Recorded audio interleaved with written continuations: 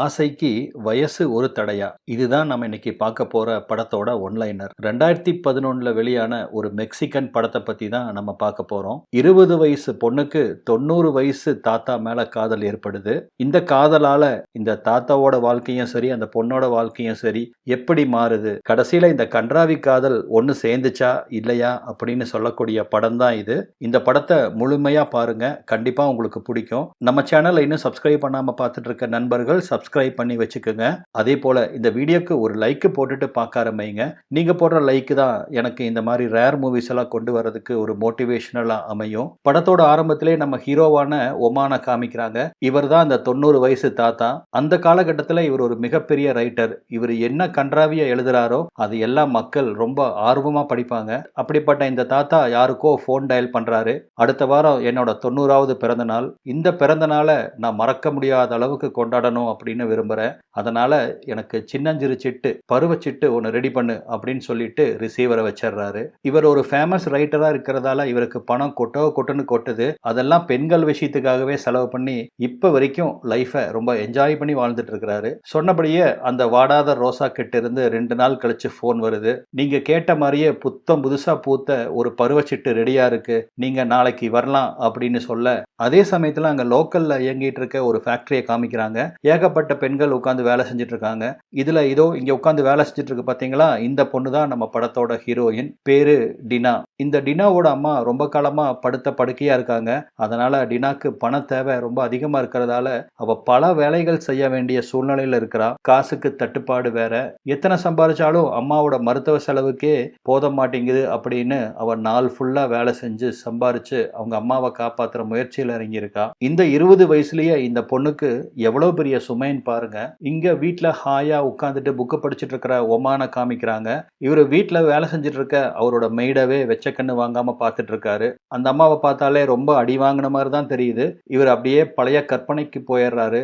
அதாவது இந்த அம்மா பல வருஷமா இவர் வீட்டுல வேலைக்கு இருக்கு. சின்ன வயசா இருக்கும்போது அடிக்கடி இந்த அம்மா கிணத்துல தண்ணி சேர்ந்துனதை பத்தி அவரு யோசனை பண்ணிட்டு அப்படியே மலரும் நினைவுகள்ல முழுகி கிடக்கிறாரு. அடிக்கடி தண்ணி சேர்ந்துட்டே இருந்ததால அந்த அம்மாவோட கிணறு வத்தி போக, அதுக்கப்புறம் அந்த அம்மாவை ஓரங்கட்டிட்டு அதுக்கப்புறம் நம்ம வாடாத ரோசா தான் நம்ம தாத்தாக்கு அடிக்கடி பெண்களை ஏற்பாடு பண்ணி கொடுக்குற அந்த வேலையை பார்த்துக்குது. இன்னைக்கு நம்ம தலைவருக்கு 90வது பிறந்த நாள். நல்ல கோட் சூட் எல்லாம் மாட்டிட்டு கண்ணாடி முன்னாடி நின்று தன்னை ஒரு முறை பார்த்துட்டு அப்படியே அந்த வாடாத ரோசா வீட்டுக்கு கிளம்புறாரு. கதவை தட்டுன இவரை அந்த வாடாத ரோசா தான் வரவேற்குது. பேரு தான் வாடாத ரோசா, ஆனா அது பாத்தீங்கன்னா கருகி போய் கிடக்குது. உள்ள வந்தவரை உட்கார வச்சு, நானும் 40 வருஷமா உங்களுக்காக பெண்களை அனுப்பிட்டு இருக்கேன், 90 வயசாயும் இன்னும் உங்க ஆசை அடங்கவே இல்லையா அப்படின்னு சிரிச்சுட்டே கேட்குது. அதுக்கு நம்ம தலைவர் சிரிப்பா ஒண்ணு மட்டுமே பதிலா கொடுத்துட்டு அமைதியா அங்க உட்கார்ந்துருக்காரு. சரி வாங்க அப்படின்னு சொல்லி வீல் சேரை தள்ளிட்டு வாடாத ரோசா போக, இது வேறையா? ஆமா தலைவரே, நீங்க ஏன் கல்யாணமே பண்ணிக்காம இருந்துட்டீங்க அப்படின்னு ரோசா கேட்க, எனக்கு பிடிச்சமான பொண்ணை நான் இது வரைக்கும் பார்க்கவே இல்லை, அதனாலதான் கல்யாணம் பண்ணிக்கல அப்படின்னு தாத்தாவும் சொல்றாரு. இதுக்கு மேல உங்க மனசுக்கு பிடிச்ச பொண்ணை பார்த்து என்ன பண்ண போறீங்க தாத்தா? உங்களுக்காக ஒரு அழகான பருவச்சிட்டு உங்க மெத்தையில காத்திருக்கு, போய் என்ஜாய் பண்ணுங்க அப்படின்னு ஒரு ரூமோட கதவை திறந்து விட நம்ம தாத்தாவும் ரூமுக்குள்ள போறாரு. அங்க பாத்தீங்கன்னா அந்த அம்மா சொன்ன மாதிரியே ஒரு அழகான பெண் படுத்திருக்கா. அந்த பொண்ணோட பேரு தான் டினா.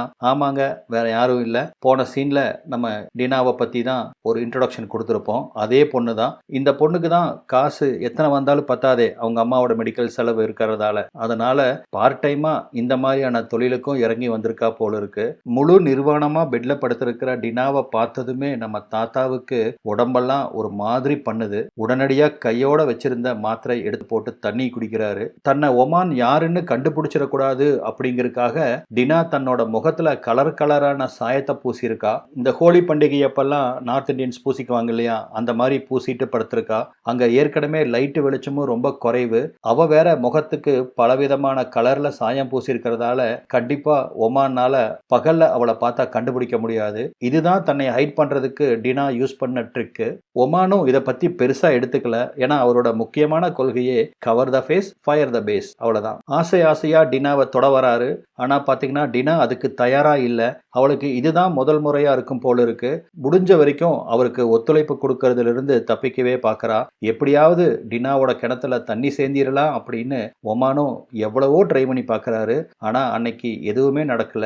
90வது பிறந்த நாளை சிறப்பா கொண்டாடலாம்னு நினைச்ச ஒமானுக்கு இப்படி ஃபிளாப் ஆகும்னு கொஞ்சம் கூட அவர் எதிர்பார்க்கவே இல்லை. இருந்தாலும் ஒமானுக்கு ஒரு பாலிசி உண்டு. எந்த பொண்ணையுமே ஃபோர்ஸ் பண்ணி அடைய விரும்பவே மாட்டாரு. அதனால டினாவை இவர் ஃபோர்ஸ் பண்ணல. டினாவும் தூங்கி போயிடுறா. காலையில நேரத்துல எந்திரிச்சிட்டு டினாக்கு சேர வேண்டிய பணத்தை அவ தலைமாட்டில் வச்சுட்டு இவர் பாட்டுக்கு கிளம்பி போயிடுறாரு. லேட்டா கண்ணு முழிச்ச டினாவும் பணத்தை எடுத்துக்கிறா. கண்ணாடி முன்னாடி நின்று அவ பூசியிருந்த அந்த கலர் சாயத்தை எல்லாத்தையும் தொடச்சிட்டு வீட்டுக்கு கிளம்புறா.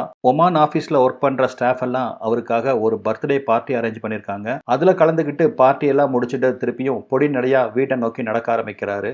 அந்த சமயத்துல தான் டினா மார்க்கெட் பக்கமா சைக்கிள்ல போயிட்டு இருக்க ஆபீஸ்ல இருந்து வீட்டுக்கு போற ஒமான அவ பாக்குறா. சைக்கிளை நிறுத்தி அவரை கொஞ்ச நேரம் வாட்ச் பண்றா. என்னன்னு தெரியல, நேத்து தான் முதலா அவரை பார்த்தா.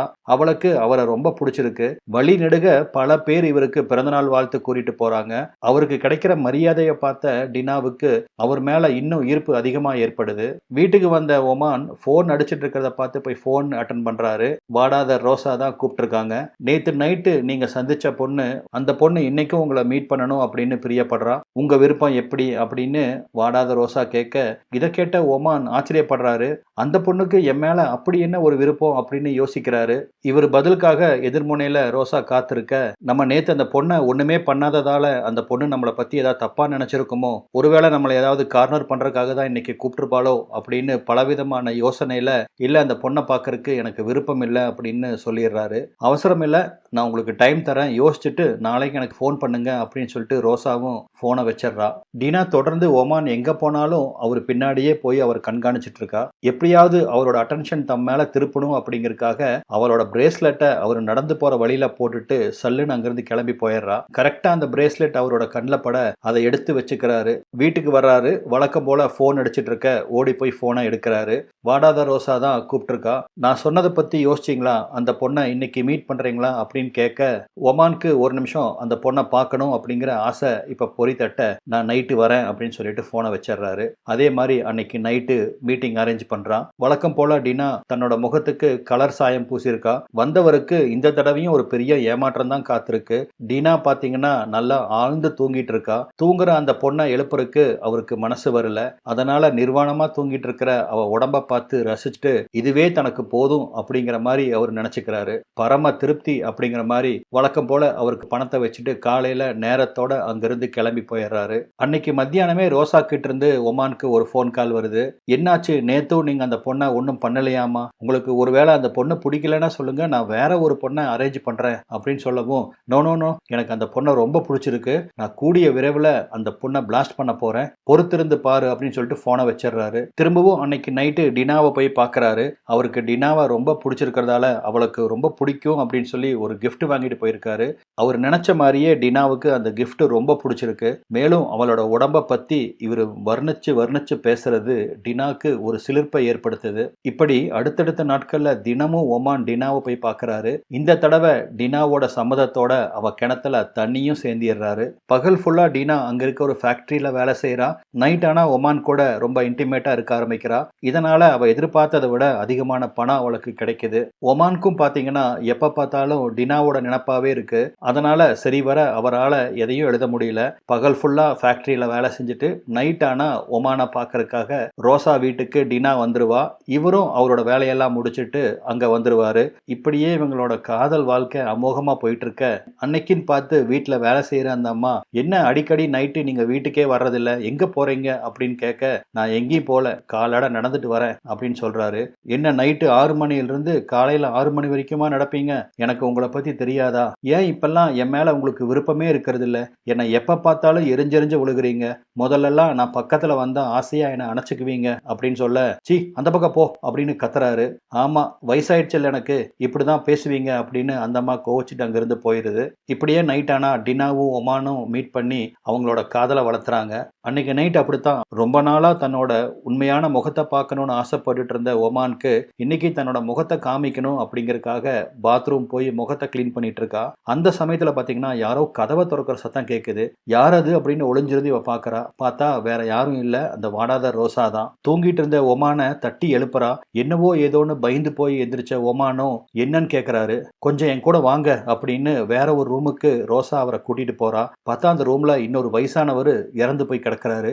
யார் இந்த ஆளு, எப்படி செத்தான் அப்படின்னு ஒமான் அதிர்ச்சியா கேட்க, இந்த ஆளு உங்களை மாதிரி தான் அடிக்கடி ஃபன்னுக்காக இங்க வருவான், இப்ப திடீர்னு செத்து போயிட்டான் அப்படின்னு சொல்ல, எப்படி செத்தான், யார் இவனை கொன்னாங்க அப்படின்னு கேட்க, வேற யாரு, நீங்க எந்த கிணத்துல தண்ணி சேர்ந்துறீங்களோ அவதான் அப்படின்னு சொல்ல, என்னது டினாவா அப்படின்னு கேட்டு அவர் ஷாக் ஆகுறாரு. ஆமா, அவதான் இவனை கொன்னுட்டு பணத்தையெல்லாம் தூக்கிட்டு ஓடிட்டா, இப்ப உங்க ரூம்லயும் பாருங்க அவ இல்ல அப்படின்னு சொல்ல, இவருக்கும் அப்ப புரியுது. ஏன்னா இவர் கண்ணு முழிச்சு பார்க்கும்போது டினா அங்க இல்ல. ஆனா அவளோ பாத்ரூம்குள்ள முகத்தை கழுவிட்டு இருந்திருப்பா.